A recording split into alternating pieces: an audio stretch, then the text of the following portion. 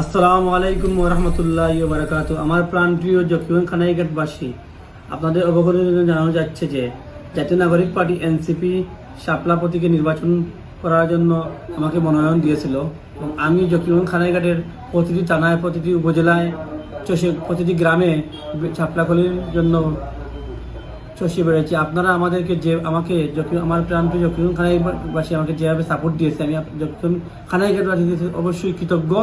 আপনাদের পাশে আমি সবসময় থাকবো, সবসময় আসি ইনশাল্লাহ। আপনারা জানেন জাতীয় নাগরিক পার্টি এনসিপি ইতিমধ্যে 8 দলের সাথে জোটবদ্ধ হয়ে নির্বাচন করার ঘোষণা দিয়েছেন দেশ ও জাতির কল্যাণে। ভারতীয় আধিপত্যবাদকে বিতাড়িত করতে আমরা এই জোটবদ্ধ হয়েছি। এই জোটের কল্যাণে আমি জাতীয় নাগরিক পার্টি এনসিপি থেকে মনোনয়ন কিনেছিলাম, কিন্তু যখন জোট হয়েছে আমাদের আহ্বায়ক সম্মানিত নাহিদ ইসলাম ঘোষণা দিয়েছেন, তখনই আমি মনোনয়ন ফর্ম কিনেছিলাম, কিন্তু আমি কোনো মনোনয়নপত্র জমা দেয়নি। জকিগঞ্জ খানাইঘাটে যিনি জোটের প্রার্থী হবেন, আমরা সবাই ঐক্যবদ্ধ হয়ে ওনাকে বিজয়ী করব।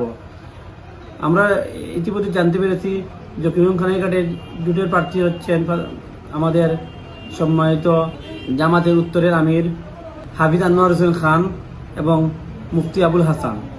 যিনি জোটের প্রার্থী হবেন, আমি তার হয়ে কাজ করব এবং উনাকে বিজয়ী করতে জকিগঞ্জ খানাইঘাটে যা যা করা লাগে আমরা সবাই ঐক্যবদ্ধ হয়ে উনাকে বিজয়ী করব, জোটের প্রার্থীকে বিজয়ী করব। আগামী বাংলাদেশকে সঠিক পথে এগিয়ে নিতে হলে, আগামী বাংলাদেশের রাষ্ট্র ব্যবস্থায় জুলাই সনদের ভিত্তিতে বাংলাদেশের রাষ্ট্রীয় কাঠামো চলার জন্য এবং বাংলাদেশের উন্নয়নের জন্য আমাদের প্রত্যেকের জায়গা থেকে ঐক্যবদ্ধ হয়ে জোটের প্রার্থীকে বিজয়ী করতে হবে। সিলেট 1 আসনের যিনি আসবেন উনাকে বিজয়ী করতে আমরা সবাই ঐক্যবদ্ধ হয়ে কাজ করব। এবং আমাকে যারা ভোট দিবেন, অবশ্যই জোটের প্রার্থীকে আপনারা সবাই ভোট দিবেন, ভোট দিয়ে জয়যুক্ত করবেন, এটি আমাদের প্রত্যাশা। আমাদের 10 জনের জোটের প্রার্থীকে বিজয়ী করবো জকিগঞ্জ খানাইঘাটের।